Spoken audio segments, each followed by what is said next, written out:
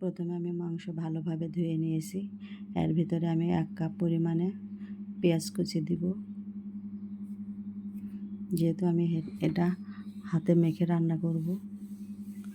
2টা তেজপাতা, কয়েকটা দারচিনি, সাদা মশলা কয়েকটা, কালো মশলা কয়েকটা লং এর সাথে মিক্স করব।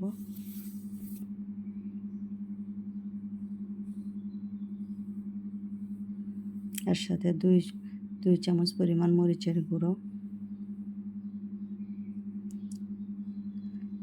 1 চামচ হলুদের গুঁড়ো। আমি হলুদের গুঁড়ো, মরিচের গুঁড়ো এগুলো বাজার থেকে কিনে গুঁড়া করে নিয়ে আসি। আমি প্যাকেটেরগুলো খাই না। তো হলুদের গুঁড়োর কালার অনেক ভালো আসে।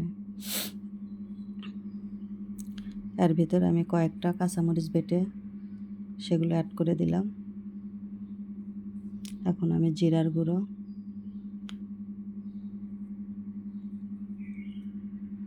আদা বাটা, রসুন বাটা অ্যাড করে দেব।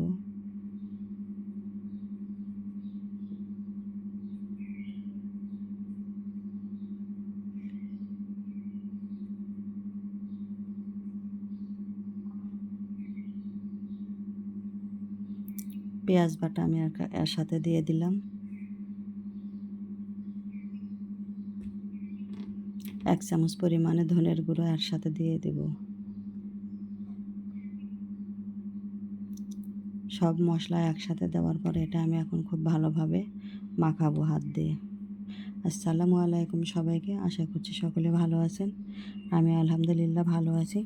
আপনাদের সাথে নতুন আরও একটা ভিডিও শেয়ার করছি। এখানে আমি 2 কেজি পরিমাণে খাসির মাংস নিয়েছি রান্না করার জন্য। সেটাই আমি আপনাদের সাথে শেয়ার করছি। আশা করছি আপনাদের সকলের ভালো লাগবে।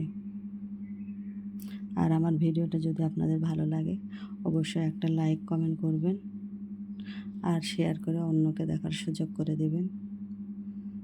যদি আপনার সামনে যায় অবশ্যই ভিডিওটা প্লে করে দেখবেন, ধাক্কা দিবেন না।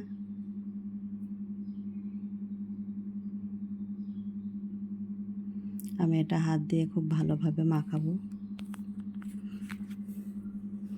আমি এভাবেও রান্না করি, আবার কষায়ও রান্না করি, 2 ভাবে রান্না করি।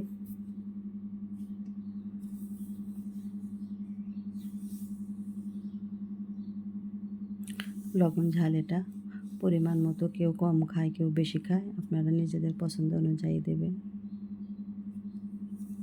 আমি খুব ভালো রান্না করি না, তো যেটুকুই করি শেয়ার করি আপনাদের সাথে। এখন আমি পরিমাণ মতো কিছুটা তেল দেব, দিয়ে আবার ভালোভাবে মাখাবো।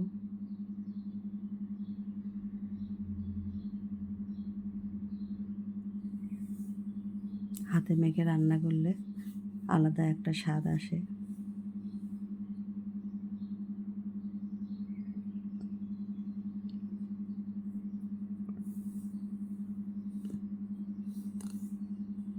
খুব ভালোভাবে মেখে নেওয়ার পরে আমি অল্প পরিমাণে পানি দেব।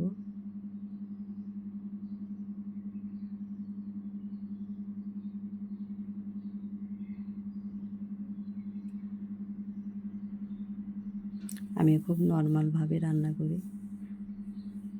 আমার রান্নাতে তেল মশলা খুব কম থাকে। এখন অল্প কিছু পরিমাণে পানি দিয়ে এখন আমি এটা গ্যাসে দেব।